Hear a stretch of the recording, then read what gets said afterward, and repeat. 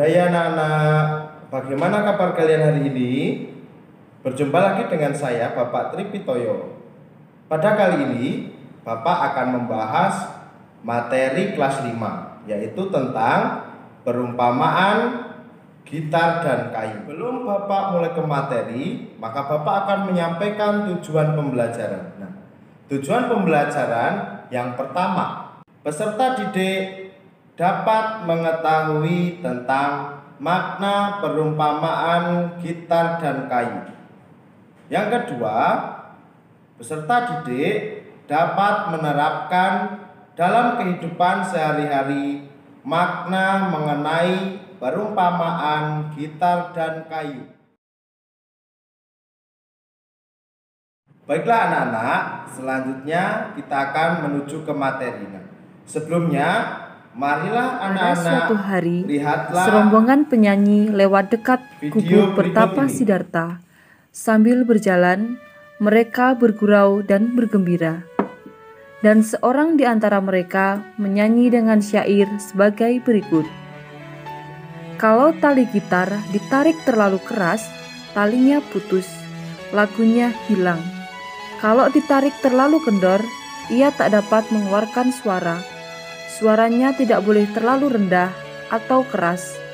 Orang yang memainkannya harus pandai menimbang dan mengiranya. Mendengar nyanyian itu, Pertapa Siddhartha mengangkat kepalanya dan memandang dengan heran kepada rombongan penyanyi tersebut. Dalam hatinya, ia berkata, "Sungguh aneh keadaan di dunia ini, bahwa seorang calon Buddha atau Bodhisattva mesti menerima pelajaran dari rombongan penyanyi. Karena bodoh, aku telah menarik demikian keras tali penghidupan, sehingga hampir-hampir saja putus. Memang seharusnya aku tidak boleh menarik tali itu terlalu keras atau terlalu kendor." Mendengar syair lagu dari serombongan penyanyi tersebut, Pertapa Siddhartha kemudian menyadari bahwa cara ini tidak membawanya ke penerangan agung. Secara tiba-tiba timbul dalam batinnya 3 buah perumpamaan yang sebelumnya tak pernah terpikir. Selanjutnya, beliau berpikir. Pertama, kalau sekiranya sepotong kayu diletakkan di dalam air dan seorang membawa sepotong kayu lain atau yang biasa digunakan untuk membuat api dengan menggosok-gosoknya. Dan ia berpikir, aku ingin membuat api, aku ingin mendapatkan hawa panas. Maka orang ini tidak mungkin dapat membuat api dari kayu yang basah, dan ia hanya akan memperoleh keletihan dan kesedihan. Begitu pula para petapa dan brahmana yang masih terikat kepada kesenangan nafsu-nafsu indera dan batinnya masih ingin menikmati, pasti tak akan berhasil. Kedua, kalau sekiranya sepotong kayu basah diletakkan di tanah yang kering dan seorang membawa sepotong kayu lain atau yang biasa digunakan untuk membuat api dengan menggosok-gosokkannya, dan ia pikir, aku ingin membuat api, aku ingin mendapatkan hawa panas, maka orang ini tidak mungkin dapat membuat api dari kayu yang basah itu, dan ia hanya akan memperoleh keletihan dan kesedihan. Begitu pula para petapa dan brahmana yang masih terikat kepada kesenangan nafsu-nafsu indera dan batinnya masih ingin menikmati, pasti juga tak akan dapat berhasil. Ketiga, kalau sekiranya sepotong kayu kering diletakkan di tanah yang kering dan seorang membawa sepotong kayu lain atau yang biasa digunakan untuk membuat api dengan menggosok-gosokkannya, dan ia pikir, aku ingin membuat api, aku ingin mendapatkan hawa panas, maka orang ini pasti dapat membuat api dari kayu yang kering itu.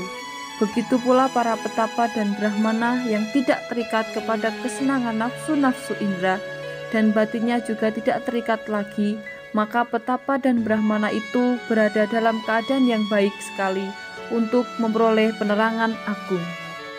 Setelah merenungkan 3 perumpamaan tersebut, Pertapa Siddhartha mengambil keputusan untuk mengakhiri puasa. Sehabis mandi di sungai dan ingin kembali ke gubuknya, Pertapa Siddhartha terjatuh pingsan di pinggir sungai. Waktu siuman, ia sudah tidak bisa berdiri lagi. Untung pada waktu itu lewat seorang pengembala kambing bernama Nanda yang melihatnya sedang tergeletak kehabisan tenaga di tepi sungai. Dengan cepat ia memberikan susu kambing sehingga dengan perlahan-lahan tenaga Petapa Siddhartha pulih kembali dan ia dapat melanjutkan perjalanannya ke gubuk tempat ia bertapa. Sejak hari itu, Petapa Siddhartha diberi makan air tajin untuk mengembalikan kekuatan dan kesehatannya. Selanjutnya, dalam waktu yang tidak lama, Petapa Siddhartha sudah dapat makan makanan yang lain sehingga kesehatannya pulih kembali. Tadi Bapak sudah menjelaskan materi tentang perumpamaan gitar dan kayu. Sekarang Bapak akan menyimpulkan apa yang jadi kesimpulan pada pelajaran kali ini. Kesimpulannya adalah, atau pesan yang bisa kita dapat dari materi ini adalah, dalam kisah di atas tadi, agar dalam melakukan sesuatu janganlah terlalu berlebihan. Makan terlalu kenyang tidak baik, terlalu lapar juga berbahaya. Nonton TV terlalu lama juga tidak baik, terlalu banyak bermain juga tidak baik, karena akan ketinggalan pelajaran. Terlalu banyak bekerja juga tidak baik. Perlu waktu untuk kita beristirahat. Tetapi tidur terlalu lama juga tidak baik, karena dapat menimbulkan kemalasan.